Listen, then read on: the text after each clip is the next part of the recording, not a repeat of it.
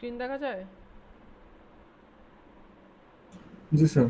ওকে, তাহলে আমরা আমাদের হলো নেক্সট লেকচারে যাচ্ছি। Geology of Bangladesh. Geology of Bangladesh বলতে কি বোঝাচ্ছি? জিওলজি অফ বাংলাদেশ হলো বাংলাদেশের কোন জায়গাতে কি ধরনের স্ট্রাকচার থাকে, কোন জায়গাতে পাহাড় আছে, কোন জায়গাতে আমার হলো ফ্ল্যাট ল্যান্ড আছে, এগুলো হলো বাংলাদেশের জিওলজির মধ্যে পড়ে। ঠিক আছে? এখন জিওলজি অফ বাংলাদেশকে ইন টোটাল 5টা ভাগে আমরা ভাগ করতে পারি। একটা হলো নর্থ ইস্টার্ন রিজিয়ন অফ হলো গ্যাংগেটিক প্লেন। ঠিক আছে? গ্যাংগেটিক প্লেন মানে কি? আমরা গঙ্গা রিভারের নাম শুনছি। ঠিক আছে? গঙ্গা, গঙ্গা থেকে আসছে গ্যাংগেটিক প্লেন। তাহলে গ্যাংগেটিক প্লেনে কি বলছি? সিলেট, ময়মনসিংহ বা এই টাইপের যে ডিস্ট্রিক্টগুলা, এগুলো হলো আমাদের এই নর্থ ইস্টার্ন রিজিয়নের ভেতর পড়ে। ওকে, এবার আমাদের কি আসতেছে, একটা যদি আমি মানচিত্র আঁকাই, কোন দিকে কি পড়ে? এদিকে নর্থ পড়ে, এদিকে ইস্ট পড়ে, সরি সাউথ পড়ে, এদিকে ইস্ট পড়ে এবং এদিকে ওয়েস্ট পড়ে, তাই না? তাহলে নর্থ ইস্টার্ন মানে কি? এই সাইডের যে অংশগুলো। তাহলে সিমিলার ওয়েতে আমি যদি ঢাকাকে কেন্দ্র করে জিনিসটাকে ভাগ করি, তাহলে দেখেন এই যে ময়মনসিংহ, সিলেট, ব্রাহ্মণবাড়িয়া, নারায়ণগঞ্জ, এগুলো আমার কার মধ্যে পড়ে? নর্থ ইস্টার্নের মধ্যে পড়ে। আমাদের নর্থ ওয়েস্টার্ন কোনগুলা? নর্থ ওয়েস্টার্ন হলো আমাদের রাজশাহী। রাজশাহী কোন দিকে স্যার? নর্থ ওয়েস্টার্ন, অর্থাৎ এই সাইডের অংশগুলা। তাহলে এই সাইডের অংশগুলোতে আমরা দেখি রাজশাহী যে ডিভিশনগুলো থাকে, রাজশাহী, পাবনা, মধুমতি, তারপরে হলো মধুমতি তো রিভার, সরি, আমাদের হলো রংপুর, দিনাজপুর, এগুলো পরে আমাদের কার ভেতর? নর্থ ওয়েস্টার্ন রিজিয়নের ভেতর। Central and eastern, central and eastern কোনটা স্যার? আমার এই যে এই এলাকাটা। ঠিক আছে? অর্থাৎ যেটা সেন্টারে অবস্থিত, এর ভেতর ঢাকা, টাঙ্গাইল, কুমিল্লা, এগুলো হলো আমাদের সেন্ট্রাল অ্যান্ড ইস্টার্নের ভেতর পড়ে। এই যে কুমিল্লা, ঢাকা, এগুলা। সাউথ ওয়েস্টার্ন কোনটা? এই সাইডেগুলো সাউথ ওয়েস্টার্ন। তাহলে এই সাইডে দেখি আমাদের কি আছে? খুলনা আছে, বরিশাল আছে, যশোর আছে, মংলা আছে, এগুলো আমাদের কার মধ্যে পড়ে? সাউথ ওয়েস্টার্নের ভেতর। সাউথ ইস্টার্ন কোনটা? সাউথ ইস্টার্ন বিশাল এলাকা জুড়ে শুধু আমাদের কি থাকে? চিটাগাংয়ে থাকে, যেহেতু চিটাগাং অনেক বড়, চিটাগাং, কক্সবাজার, এগুলো আমাদের কার ভেতর পড়ে? সাউথ ইস্টার্নের মধ্যে পড়ে। অর্থাৎ আমাদের জিওলজি অফ বাংলাদেশে কি বললাম, যে টোটাল 5টা ভাগে ভাগ করা হয়: north eastern, north western, central eastern, south western এবং সাউথ ইস্টার্ন। এবং এই 5টাতে কী কী ধরনের জেলা পড়ে সেগুলো আমরা দেখছি। ওকে, এবার আসছে আর্থকোয়াক। আর্থকোয়াক জিনিসটা কি? আমরা সবাই জানি যে আর্থকোয়াকের বাংলা হলো ভূমিকম্প। ভূমিকম্প জিনিসটা কি? ভূমিকম্প জিনিসটা হলো যখন আমার পুরা সয়েলের ওপরে যত ধরনের স্ট্রাকচার আছে সবাই যখন একসাথে একটা নির্দিষ্ট ম্যাগনিটিউড অনুযায়ী শেক করতে থাকে, অর্থাৎ ভাইব্রেট করতে থাকে, আমরা সেটাকে বলি আর্থকোয়াক। তাহলে আর্থকোয়াককে কি বলছি? And earthquake is the shaking of the surface of the earth resulting from a sudden release of energy in the Earth's lithosphere that creates seismic waves. ওকে, তাহলে লিথোস্ফিয়ার কোনটা? আমাদের যেটা যদি আর্থ হয়, আমাদের আর্থের এই অংশটা হলো আমাদের লিথোস্ফিয়ার। আমাদের উপরে যা আছে, আমরা যে থাকতেছি, এগুলো হলো আমাদের লিথোস্ফিয়ারের মধ্যে, অর্থাৎ সয়েলের যে এরিয়াটা, সেটাকে আমরা বলি হলো আর্থের লিথোস্ফিয়ার। আর অ্যাটমসফিয়ারটা কোনটা বলি? আমাদের মাটির উপর থেকে যে এলাকাটা, সেটাকে আমরা বলি অ্যাটমসফিয়ার, অর্থাৎ উপরেরটা অ্যাটমসফিয়ার, মাটির যে অংশটা সেটাকে আমরা বলছি লিথোস্ফিয়ার। তাহলে কি বলছি? যে আমার এনার্জি যখন সাডেনলি রিলিজ হয়ে যায় লিথোস্ফিয়ারে, তো এবং আমাদের সিসমিক ওয়েভ ক্রিয়েট করে, অ্যাট দ্যাট ফেজ আমাদের কি হয়? যে আর্থের যে ক্রাশটা থাকে, আর্থের যে ক্রাশটা, ক্রাশ বলতে কি বোঝায়? আমরা যার উপর দিয়ে হাঁটাহাঁটি করতেছি, এটাই হলো ক্রাস্ট। তাহলে এই আর্থের ক্রাশটা কি হইতে থাকে? যে ধীরে ধীরে ভাইব্রেট করতে থাকে বা শেক হইতে থাকে। তাহলে এই যে শেকিংটা আছে, এটাকে আমি কি বলছি? আর্থকোয়াক। ওকে, তাহলে এটা ডিটেলস আমরা দেখি সামনে, যে different parts of the earthquake. অর্থাৎ একটা আর্থকোয়াক যখন হয় তখন ওইটার যে ওয়েভটা থাকে, সেই ওয়েভের বিভিন্ন ধরনের পার্ট থাকে, আমরা ওইটাকে বিভিন্ন পার্টে ভাগ করতে পারি। ফার্স্টে যেটা ফোকাস, ফোকাস জিনিসটা থেকে আমাদের কি করতে হয়? যে একটা জিনিস বোঝা যায় যে আমরা কোনো কিছু তো ফোকাস থাকা মানে কি? ধরেন আমি পড়াশোনা করতেছি, আমি একটা বই পড়তেছি, আমি ওই বইয়ে ফোকাস থাকতেছি, এর মানে হলো আমি আমার চিন্তা ভাবনা, আমার সময়, সব কিছু ওই বইয়ের দিকে দিচ্ছে আমি। ঠিক আছে? এটা হলো ফোকাস। তো সিমিলার ওয়েতে আর্টওয়ার্কের যে ফোকাসটা থাকে, সেটা হচ্ছিল এমন একটা পয়েন্ট যে জায়গা থেকে আমাদের আর্টওয়ার্কটা জেনারেট করতেছে, অরিজিনেট হচ্ছে, সেটাকে আমি কি বলছি? Focus point. এপিসেন্টারটা কি স্যার? এপিসেন্টারটা হচ্ছে হলো the point on the earth surface just above the focus, অর্থাৎ ফোকাসের ওপরে আর্থ সারফেসের যে পয়েন্টটা সেটাকে আমি কি বলছি? আমার এপিসেন্টার। অর্থাৎ আমাদের ফোকাস যেটা সেটা তো মাটির নিচে, এখন এই মাটির নিচ থেকে সোজা উপরের দিকে যদি আমি যাই, গিয়ে আমি সয়েলের যে অংশটা পাই সেটাকে আমি কি বলছি? এপিসেন্টার। এপিসেন্ট্রাল এরিয়াটা কি? In which area earthquake is occurred or the vibration of earthquake is felt, যে জায়গাতে আমাদের আর্থকোয়াকের যে ভাইব্রেশনটা থাকে সেটাকে আমি ফিল করতে পারতেছি, সেটা হলো এপিসেন্ট্রাল এরিয়া। সাপোজ আমি আছি ঢাকাতে, এখন একটা আর্থকোয়াক হইলো চিটাগাংয়ে, আমার আর একটা বন্ধু বসে আছে,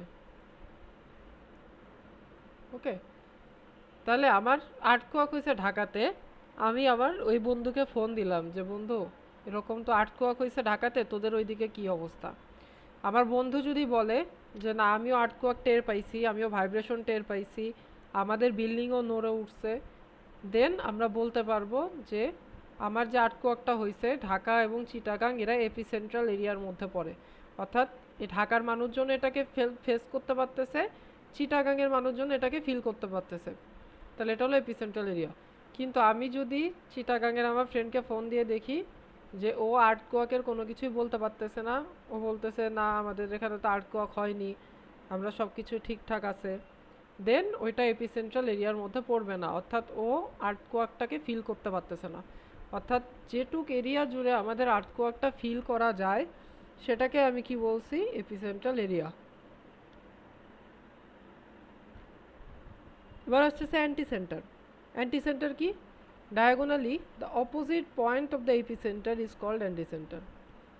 তাহলে এপিসেন্টারের অপোজিট যে পয়েন্টটা, যতদূর পর্যন্ত আমাদের কি হয়েছে যে আর্টকোয়াকটা আমি ফেস করতেছি, সেটাকে আমি বলছি অ্যান্টি সেন্টার। এপিসেন্টার লাইন কি বলছি? যে লাইনের ওপর এপিসেন্টার থাকে, অর্থাৎ এই যে এই লাইনটা যেটা দেখতেছেন এই লাইনটাকে আমি কি বলছি? এপিসেন্ট্রাল লাইন, ওকে? এবার seismic zone of Bangladesh. Seismic zone of Bangladesh বলতে কি বোঝায়? আমাদের টোটাল যে বাংলাদেশ আছে এই টোটাল বাংলাদেশের সয়েলের রেসপেক্টে, অথবা আমাদের প্রিভিয়াস হিস্ট্রি যেটা সেটার রেসপেক্টে, তারপর আমাদের ওইখানে আমাদের কি ধরনের ওইটা মাটি কোয়ালিটি, ওইখানে অর্গানিক সয়েল কি পরিমাণ আছে, ওইখানে হার্ড রক কতখানি আছে, বা ওইখানে সফট সয়েল কতখানি আছে, সব কিছুর বেসিসে আমাদের পুরো বাংলাদেশকে আমরা ইন টোটাল 4টা ভাগে ভাগ করতে পারি। একটা হলো মেজর জোন, একটা মডারেট জোন, একটা হলো মাইনর ড্যামেজ জোন, আর একটা নেগলিজেবল জোন। তাহলে মেজর ড্যামেজ জোন কোনটা? মেজর ড্যামেজ জোন হচ্ছে হলো যে জায়গাতে আমাদের আর্থকোয়াকটা সবচাইতে বেশি হয়, ফ্রিকুয়েন্টলি আর্থকোয়াক হয়, সেটাকে আমি কি বলছি? Major damage zone. এবং এই জায়গাতে আর্থকোয়াকের ইন্টেন্সিটিও বেশি থাকে এবং ক্ষয়ক্ষতি হওয়ার চান্সেসও অনেক বেশি থাকে। মডারেট ড্যামেজ জোন কোনটা? যে আমাদের যে জায়গাতে আর্থকোয়াকের ইন্টেন্সিটি থাকে বাট মেজর ড্যামেজ জোন অপেক্ষা কম, সেটাকে আমি বলছি moderate damage zone. Minor damage জোনটা কি? মাইনর ড্যামেজ জোন হচ্ছে হলো যে জায়গাতে আমাদের আর্থকোয়াকের ইফেক্টটা একটু কম, সেটা হলো মাইনর ড্যামেজ জোন। আর নেগলিজেবল ড্যামেজ জোন কোনটা? যে জায়গাতে আমাদের আর্থকোয়াকের ইফেক্ট খুবই কম, সেটাকে আমি কি বলছি? নেগলিজেবল ড্যামেজ জোন, ওকে? আমাদের আর্থকোয়াকের ম্যাথের দিকে চলে যাই। আর্থকোয়াকের ম্যাথে আমাদের বিভিন্ন টাইপের ম্যাথ আছে। আমাদের সাধারণত 2-3টা স্কেলে আমরা হলো আর্থকোয়াকটাকে মেজার করতে পারি। তাহলে আমি এখানে মনে হয় 2টা স্কেল সম্পর্কে বলা আছে, একটা 2টা, হ্যাঁ 2টা স্কেলের ম্যাথ দেখব। তাহলে স্কেল বলতে কি বোঝায়? ম্যাগনিটিউড কি? ম্যাগনিটিউড হচ্ছে হলো আমার যে আর্থকোয়াকটা আছে সেইটার আমার ভ্যালু কীরকম, ঠিক আছে? এইটা বোঝার জন্য আমরা স্কেল ইউজ করি, ঠিক আছে?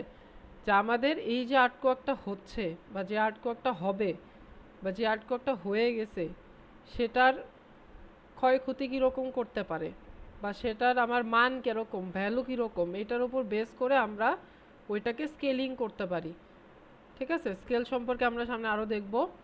তাহলে আমাদের ফার্স্টে কি বলছি যে determination of magnitude scale of earthquake. আর্টকোয়াকের ম্যাগনিটিউড স্কেলের জন্য আমরা কিভাবে বের করতে পারি সেটা। তাহলে ফার্স্টে এম বের করছে, দেখেন এটা আমাদের লাগবে না, এটা বাদ দিতে পারেন, এটা আমাদের দরকার না, আমরা এখান থেকে পড়বো। ফার্স্ট হলো local magnitude scale. Local magnitude স্কেলটা কি? অর্থাৎ এটা এক ধরনের আর্টকোয়াকের যে ভ্যালুটা থাকে, যা আমরা রেক্টার স্কেল বলে থাকি, সেটা মেজারমেন্টের একটা ওয়ে, যে ওইটা আমরা কীভাবে মেজার করতে পারবো। তাহলে এটা কি বলছি, এমএল মানে লোকাল ম্যাগনিটিউড, অর্থাৎ সরাসরি একটা স্কেল ভ্যালু দিবে।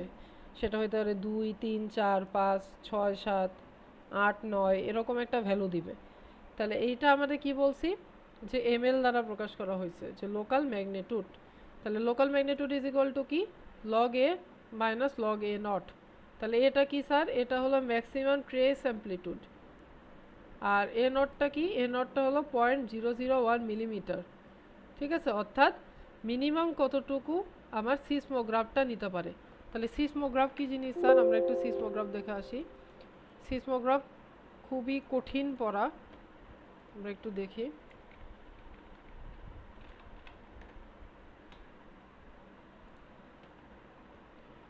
তাহলে এই যে আমরা দেখতেছি, এটা হলো সিসমোমিটার।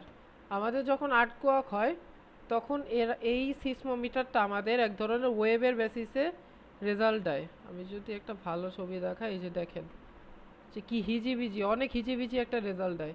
তাহলে এই সিসমোমিটারটা মিনিমাম যে অ্যামপ্লিটিউডটা সে ক্যাচ করতে পারে, সে ধরতে পারে, সেটার ভ্যালু হলো 0.001 মিলিমিটার। এটাই এই জায়গাতে লেখা আছে, যে 0.001 মিলিমিটার। আচ্ছা, তাহলে এটা কি ম্যাক্সিমাম ট্রেস অ্যামপ্লিটিউড, অর্থাৎ সে কত ম্যাক্সিমাম ভ্যালুকে সে রিডিং নিতে পারছে। তাহলে এই ম্যাক্সিমাম এবং মিনিমামের যে আমার কি থাকে, রেশিও থাকে, তার লগারিদমিক ভ্যালুই হচ্ছে হলো আমাদের লোকাল ম্যাগনিটিউড স্কেল। নেক্সটটা কি আসছে, সারফেস ওয়েভ ম্যাগনিটিউড স্কেল। তাহলে সারফেস ওয়েভ মানে কি, এস ওয়েভ, এস ওয়েভকে আমরা সারফেস ওয়েভ বলি। আমরা এই চিত্রে যাই, আমরা একটু দেখি, এখানে এস ওয়েভ একটা টার্ম আছে, এই যে দেখেন বডি ওয়েভ, সারফেস ওয়েভ। এই যে সারফেস ওয়েভটা আছে, এই সারফেস ওয়েভের রেসপেক্টে যখন আমরা কি করতেছি, যে ওটার ম্যাগনিটিউড মেজার করতেছি বা ওটা স্কেল মেজার করতেছি, সেটাকে আমি বলছি সারফেস ওয়েভ ম্যাগনিটিউড স্কেল। এই যে দেখেন, এটা তো আমার কি আছে, সারফেস ওয়েভ আছে। ঠিক আছে, তাহলে এটাতে কি বলছি, যে আমার ms is equal to log A nought plus 1.66 log delta plus 2.0।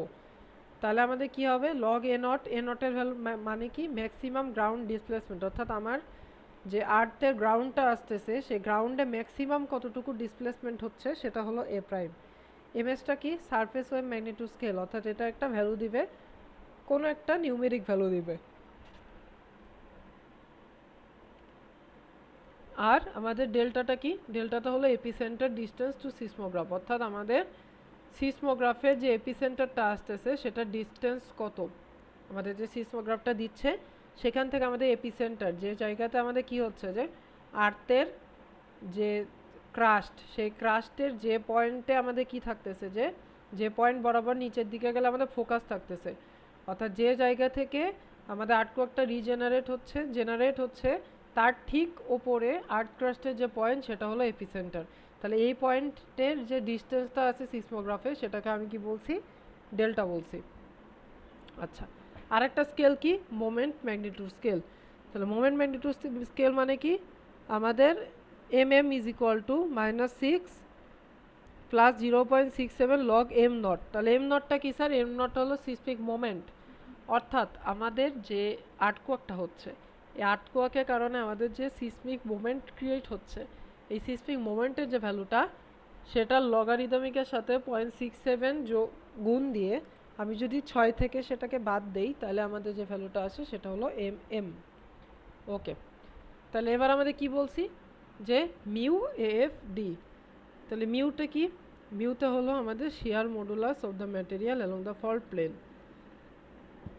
আচ্ছা, ফল্ট প্লেনটা কি, ফল্ট প্লেন হলো যে প্লেন বরাবর আমাদের কি হচ্ছে, যে শেক হচ্ছে বা ডিসপ্লেসমেন্ট হচ্ছে, যেটা আমরা ম্যাগনিটিউড যদি কম থাকে এটা আমরা খালি চোখে দেখতে পারি না। তাহলে এর যে শেয়ার মডুলাসটা, সেটাকে আমি কি বলছি, মিউ বলছি।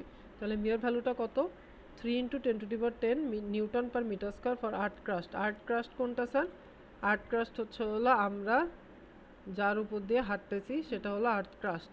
তাহলে আর্থ ক্রাস্টের জন্য 3 × 10⁻10 মেন্টেল হলো আমার আর্থের একদম ভেতরে, যে জায়গাতে আমাদের কি, যে গলিত লাভা আছে, এই জায়গা থেকে আমাদের কি বলছি 7 × 10⁻12। তাহলে আমরা ফার্স্টে কি করব, এই তিনটা গুণ দিয়ে এটা বের করব, পরবর্তীতে এটাকে এই জায়গাতে এনে বসায় দিলে আমাদের অ্যান্সার চলে আসবে। আমরা একটা ম্যাথ দেখি। A seismograph located 1200 km from the epicenter of an earthquake records a maximum ground displacement of 15.6 mm. তাহলে আমাদের গ্রাউন্ড ডিসপ্লেসমেন্ট কত দেওয়া, 15.6। আমরা যদি এই ম্যাথে যাই, ম্যাক্সিমাম গ্রাউন্ড ডিসপ্লেসমেন্ট কত ছিল, এ প্রাইম, তার মানে এ প্রাইম দেওয়া কত, 15.6 মিলিমিটার। আচ্ছা, আমাদের এই যে এই ম্যাথটা আছে, এই ম্যাথটা আমাদের মাইক্রোমিটারে করতে হবে। সো মিলিমিটার বা মিটার যাই দেওয়া থাক না কেন, এটাকে আমরা কিসে নিব, মাইক্রোমিটারে নিব। তাহলে কি বললাম, A prime is equal to something millimetre is equal to এত মাইক্রোমিটার। এর সাথে 1000 দিয়ে গুণ দিলে আমি কি পাবো, মাইক্রোমিটার পাবো। ওকে, পাইলাম, সাপোজ পেয়ে গেছি। এবার আমাদের কি বলছি, যে for surface wave having a period of T is equal two 20 second, অর্থাৎ টি এর ভ্যালু দেওয়া, পিরিয়ডের ভ্যালু দেওয়া। পিরিয়ড জিনিসটা কি, আমার এটা যদি একটা আর্টকোয়াকের সারফেস ওয়েভ হয়, তাহলে এই যে এটাকে আমি বলছি টি, এই টোটালটা হইতে আমার যে টাইমটা লাগতেছে তাকে আমি বলছি টি। অর্থাৎ যে পয়েন্ট থেকে সে শুরু হয়েছে, সে পুরা একটা ওয়েভ ঘুরে আবার ওই পয়েন্টে আসতে যে টাইমটা লাগতেছে সেটাকে আমি বলছি পিরিয়ড, এবং এটাকে আমি কি বলছি, 20 সেকেন্ড। ওকে, এবার কি বলছে, based on this assumption determine the surface wave magnitude, অর্থাৎ সারফেস ওয়েভ ম্যাগনিটিউডটা আমাদের বের করতে হবে। এটা হলো সারফেস ওয়েভ ম্যাগনিটিউড স্কেল, এটা হলো মোমেন্ট ম্যাগনিটিউড স্কেল। যখন মোমেন্টের রেসপেক্টে বের করতে বলবে তখন আমরা এটাকে ফলো করব, যখন সারফেস ওয়েভের রেসপেক্টে বের করতে বলবে তখন আমরা এটাকে ফলো করব। তার মানে এটাকে এখন আমরা ফলো করব। তাহলে যাই, আমাদের কি কি দেওয়া আছে, এ প্রাইম দেওয়া 15.6 মিলিমিটার মাইক্রোমিটারে লিসি। ডেল্টা দেওয়া আছে, ডেল্টা কি স্যার, ডেল্টা হচ্ছে হলো আমাদের, দেখেন এখানে আমাদের কি বলছি, একটা সিসমোগ্রাফ যেটা আমাদের 1200 kilometre from the epicentre, epicentre থেকে ডিস্টেন্স আমরা যদি যাই একটু ডেল্টাতে, যে এপিসেন্টার ডিস্টেন্স। ওকে, তাহলে এবার আমরা বের করি আমাদের যে বৃত্তের পরিধি আছে, আমাদের যে বৃত্তের পরিধি আছে সেটা হচ্ছে হলো 40,000 কিলোমিটার। এটা কি বৃত্তের পরিধি, আমি যদি বাংলায় লিখি বৃত্তের পরিধি, তাহলে বৃত্তের পরিধি কত, 40,000 কিলোমিটার। ওকে, তাহলে একটা seismograph located 1200 kilometre from the epicentre, আমার সিসমোগ্রাফের লোকেশন দেওয়া কত, 1200 কিলোমিটার। ঠিক আছে, তাইলে আমার একটা পৃথিবী, এটা তো আমরা কি ধরি, গোলাকার ধরি না, তাহলে পৃথিবী যদি গোলাকার হয় এর টোটাল অ্যাঙ্গেল কত, 360 ডিগ্রি। তাহলে 360 ডিগ্রি গোলার্ধ যদি হয়, তাহলে আমি যদি এখন বলি যে আমার পরিধি যখন 40,000 কিলোমিটার, তখন আমাদের পৃথিবী ঘোরে কত, 360 ডিগ্রি। তাহলে 1 কিলোমিটারের ক্ষেত্রে কত ঘুরবে, 360 ডিভাইডেড বাই 40,000। তাহলে লোকেটেড কত বলছি, 1200 কিলোমিটার। তাহলে 1200 কিলোমিটারের জন্য ওর কত ডিগ্রি অ্যাঙ্গেলে ঘুরে যাবে, সেটা হলো 360 ইন্টু 1200 ডিভাইডেড বাই 40,000। ঠিক আছে, এটা যদি আমি করি তাহলে আমাদের যেটা আছে 10.8 ডিগ্রি। এখানে একটু জটিল করে করে দেওয়া আছে, এত জটিল করার কোনো দরকার নাই। আমরা মনে রাখবো পৃথিবী পরিধি 40,000 কিলোমিটার, সেটা ধরে আমরা খুব সহজে বের করে ফেলবো। তাহলে আমি ডেল্টা বের করতে পারলাম, আমি এ প্রাইম বের করতে পারলাম, আমার সূত্রের আর কোনো জিনিস বাকি নাই। সো আমি যদি এই দুটো বের করে আমি কি করি, যে সূত্রে বসাই দেই, তাহলে আমরা যেটা পাবো সেটা হচ্ছে হলো আমাদের এমএস বা সারফেস ওয়েভ ম্যাগনিটিউড স্কেলে আমাদের আর্থকোয়াকের ম্যাগনিটিউড কত। এবার আসতেছে কি, এবার আসতেছে হলো মোমেন্ট ম্যাগনিটিউড স্কেলে। তাহলে মোমেন্ট ম্যাগনিটিউড স্কেলে কি বলছি, the depth of fault rupture 1.5 kilometre, length of surface faulting দেওয়া আছে 600 kilometre, average slip along the fault দেওয়া আছে 2.5 মিটার, মিউয়ের ভ্যালু দেওয়া আছে ডিটারমাইন এম এম। তাহলে আমরা যদি আসি, তাহলে আমাদের ফার্স্টে কি বের করতে হতো, এম নট। তাহলে এম নট সমান সমান কি, মিউ এ এফ ডি। তাহলে এফতে কি ছিল, এরিয়া অফ দ্য ফল্ট। ঠিক আছে, মিউতে কি ছিল, শিয়ার মডুলাস। তাহলে শিয়ার মডুলাস আমার কোশ্চেনে দিয়ে দেওয়া আছে, আমার এটা নিয়ে কোনো কাজ নাই, এটা হয়ে গেছে। ডিটা কি ছিল, ডিটা ছিল হলো ডিসপ্লেসমেন্ট। আমরা দেখে আসি একটু যে average displacement of the rupture segment of fall, অর্থাৎ এভারেজ কতটুকু ডিসপ্লেস হচ্ছে। তাহলে আমাদের এখানে ম্যাথে দেখেন দেওয়া আছে এভারেজ স্লিপ। স্লিপ মানে কি? স্লিপ মানে ডিসপ্লেসমেন্ট অ্যালং দ্য ফল্ট। তাহলে ফল্ট বরাবর এভারেজ স্লিপ দেওয়া আছে 2.5 মিটার। ওকে, তাহলে 2.5ও দিয়ে দেই। আমার কি ডি এর কাজ শেষ, আমার মিউ এর কাজ শেষ, বাকি আছে কি এরিয়া অফ দ্য ফল্টের কাজ। তাহলে এরিয়া অফ দ্য ফল্টের কাজ যদি হয়, তাহলে এরিয়া অফ দ্য ফল্টের কাজ কীভাবে বের করতে হবে? তাহলে আমাদের দেখেন কি কি দেওয়া আছে। আমাদের লেন্থ দেওয়া আছে, আমাদের ডেপথ দেওয়া আছে। তাহলে এই ডেপথ আর লেন্থকে যদি আমি কি করি যে গুণ করি, তাহলে আমি ফল্টের এরিয়া পেয়ে যাব।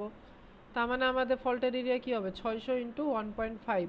তাহলে এগুলো কিসে আছে? কিলোমিটারে আছে। বাকি সব কিছু আমাদের মিটারে আছে। তাহলে সবগুলোর সাথে আমাদের কি হবে? 1000 গুণ হবে। এটাই করা আছে এখানে। তো 1.5 ইন্টু 1000 ইন্টু 600 ইন্টু 1000। তাহলে এটা যদি আমি করি, তাহলে আমাদের যেটা আসবে সেটা হচ্ছে হলো আমাদের 6.75 ইন্টু 10⁻19 নিউটন ইন্টু মিটার। এটা কিসের ভ্যালু আসলো? এটা আসলো এম নটের ভ্যালু। এম নটটা কি? এম নট হচ্ছে হলো ম্যাগনিটিউড, মোমেন্ট ম্যাগনিটিউডের ক্ষেত্রে আমাদের যে আর্থকোয়াক ম্যাগনিটিউডে আমরা যে মোমেন্টটা ইউজ করছি সেটার ভ্যালু। এবার আমাদের আসতেছে কি এমএম। তাহলে এমএম ইজ ইকুয়াল টু কি -6 প্লাস 0.67 লগ এম নট। যদি ভ্যালু বসাই দেই আমাদের কি পেয়ে যাব? আমাদের কাঙ্ক্ষিত অ্যান্সার পেয়ে যাব। ঠিক আছে, তাহলে একটাতে কত পাইলাম? 7.91, আর একটাতে পাইলাম 7.29। এখন আসি যে এগুলো বলতে কি বোঝায়। এগুলো হলো আমাদের রিক্টার ম্যাগনিটিউড স্কেল। আমরা যখন খবরে দেখি বা আমরা যখন টক শোতে দেখি, নিউজ পেপার পড়ি, তখন আমরা দেখি যে এত মাত্রার ভূমিকম্প হয়েছে। এই যে মাত্রা স্কেল, এটাকে আমি বলছি রেক্টার স্কেল। তাহলে এখানে কি বলছে দেখেন যে আমার 3 থেকে 4 যে সেটাকে মাইনর, অর্থাৎ স্কেলের ভ্যালু যদি আমাদের 4 থেকে 5 হয়, তার মানে আমরা বলতে পারি যে আমাদের লাইট একটা আর্থকোয়াক হয়েছে। সিমিলারলি আমাদের 7 থেকে 8 যখন বলবো, তখন আমার কি হবে? যে মেজর আর্থকোয়াক, অর্থাৎ আমাদের এইটাও মেজর আর্থকোয়াক, এটাও আমাদের মেজর আর্থকোয়াক। কারণ কি একটা 7.91 আর একটা 7.29। রিক্টার স্কেলও মনে হয় ক্লিয়ার। এবার আসতেছে কি liquefaction of soil. Soil liquefaction বলতে কি বোঝায়? যে soil liquefaction, also called earthquake liquefaction, ground failure or loss of strength that causes otherwise solid soil to behave temporarily as viscous fluid. Viscous fluid মানে কি? সান্দ্র তরল, সান্দ্রতা, তরলের সান্দ্রতা আমরা বাংলায় যেটা বলি। তাহলে একটা তরল যে ফ্লো করতেছে সেটাই আমি যদি বেসিক হিসেবে বলি, যে স্যার একদম সহজভাবে বুঝতে চাই, সেটা হচ্ছে হলো আমার যে তরল ফ্লো করে সেটা তার ভিসকাস যে প্রপার্টি থাকে, ভিসকোসিটি, সেটার কারণে সে ফ্লো করতে পারে। তাহলে সয়েল যখন আমার এই তরলের মতো ফ্লো করতে পারে, সেটাকে আমি বলছি লিকুইফ্যাকশন অফ সয়েল। এই লিকুইফ্যাকশন সয়েলের কারণে আমাদের কি হয়?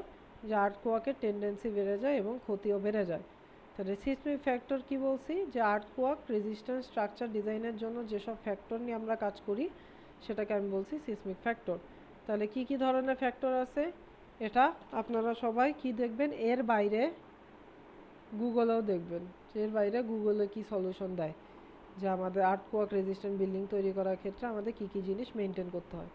তাহলে ফার্স্টেরটা কি? এল টাইপ কর্নার কলাম, অর্থাৎ আমাদের কর্নার যে কলামগুলো থাকে, এটা যদি আমার একটা বিল্ডিং হয়, এই যে এই কলামগুলোকে আমি বলছি কর্নার কলাম। তাহলে কর্নার কলামগুলো আমাদের এল টাইপ করতে বলছে। এল টাইপ বলতে কি স্যার? এল টাইপ মানে হচ্ছে হলো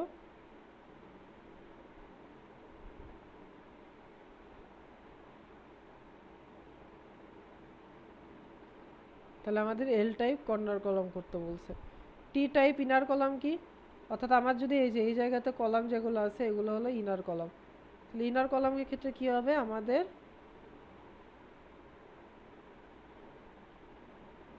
এই যে এখানে কলামটা থাকতেছে বিল্ডিং এর, এটা না সরি, এই যে এখানে কলামটা থাকতেছে, এটা দেখেন টি এর মতো। কিভাবে? কারণ এ নিচ থেকে উপরে যাবে, কলাম গেল, যাওয়ার পরে এই জায়গাতে আমাদের কি গেছে? বিম গেছে। ঠিক আছে, তাহলে আমাদের ইনার কলামগুলোকে কি বলছি? T type. বিল্ডিং এর ফাইনাল স্ট্রেসটা ওল্ড স্ট্রেস অপেক্ষা 33% বেশি রাখতে হবে। Height of the building 2 into width of the building হইতে হবে। আর length of the building 3 into width of the building হইতে হবে, এবং স্ট্রাকচারের ক্ষেত্রে ফ্রেম স্ট্রাকচার আমরা করতে পারি। ঠিক আছে। ইফেক্ট অফ আর্থকোয়াক, আর্থকোয়াকের কারণে কী কী হইতে পারে? আমাদের স্ট্রাকচার ভেঙে পড়ে, অনেক সময় সয়েলে ফ্র্যাকচার হয় বা রোডে ফ্র্যাকচার হতে পারে। তারপরে কি বলছি, reducing the ability of the soil to hold the structure on it, অর্থাৎ যে স্ট্রাকচারটা আছে ওইটা আমাদের সয়েলের ওপর হোল্ড করে রাখা, সেটার অ্যাবিলিটিকে কমায় দেয়। তারপরে আমাদের অনেক সময় রেল লাইনের আমাদের হলো যেদিকে যাচ্ছে সেদিক থেকে রাস্তা চেঞ্জ করে ফেলে। আর কি বলছি, রিভার ব্যাঙ্কে আমাদের অনেক সময় চেঞ্জ আসে। এবং ন্যাচারাল ডিজাস্টার, অর্থাৎ বিভিন্ন ধরনের আমাদের ন্যাচারাল ডিজাস্টার হইতে পারে বা ন্যাচারাল ক্যালামিটিস হইতে পারে। জিওলজিক্যাল ম্যাপ কি বলে? আমাদের যে ম্যাপটা দেখলে আমরা আমাদের হোল জিওলজি সম্পর্কে আইডিয়া পাই, সেটাই হলো জিওলজিক্যাল ম্যাপ। এটা বিভিন্ন ধরনের টাইপ আছে, টাইপগুলো একটু দেখবেন সবাই, এগুলো টাইপের ব্যাখ্যা দেওয়া আছে, এগুলো একটু পড়ে নেবেন। তাহলে সারফেসিয়াল ম্যাপ কি বলছে, যে বিভিন্ন ধরনের সারফেসিয়াস ম্যাটেরিয়াল, অর্থাৎ সারফেসের উপর কী কী ম্যাটেরিয়াল আছে সেটার আইডিয়া দিবে। সয়েল ইঞ্জিনিয়ারিং, আমার কোন জায়গায় সয়েলের কি অবস্থা সেটা সম্পর্কে আইডিয়া দিবে। আউটক্রপ, আউটক্রপ কী করবে, বেডরক ম্যাটেরিয়াল কতটুকু এক্সপোজ আছে সেটা সম্বন্ধে আইডিয়া দিবে। টপোগ্রাফিক্যাল কি, আমার কোন জায়গায় উঁচু, কোন জায়গায় নিচু, কোন জায়গায় মাউন্টেন আছে, কোন জায়গায় ভ্যালি আছে, কোথায় আবার প্লেন, কোথায় আমাদের বিভিন্ন ধরনের ন্যাচারাল বা হোমমেড ফিচার আছে, এগুলো সম্পর্কে আইডিয়া দিবে। ক্রস সেকশনাল ম্যাপ কি করবে, যে আমাদের কোনো একটা ক্রস সেকশন সম্পর্কে আইডিয়া দিবে। ঠিক আছে, সাপোজ আমি এ বরাবর কাটলাম, কেটে ওইটার একটা ম্যাপ ক্রিয়েট করলাম। এই টপোগ্রাফিক্যাল, এই বরাবর আমি কাটলাম, কেটে মনে করেন এই বরাবর কাটলাম, কেটে এতটুকু অংশের একটা ম্যাপ তৈরি করলাম, সেটা হলো cross sectional map. Structural map, total আমার এলাকার জিওলজি ফিচার সম্পর্কে সে আইডিয়া দিবে। ইম্পর্টেন্সটা পড়ে নেবেন, সহজ জিনিস, যে আমাদের সিভিল ইঞ্জিনিয়ারিংয়ে এটা কী কী হিসাবে লাগে।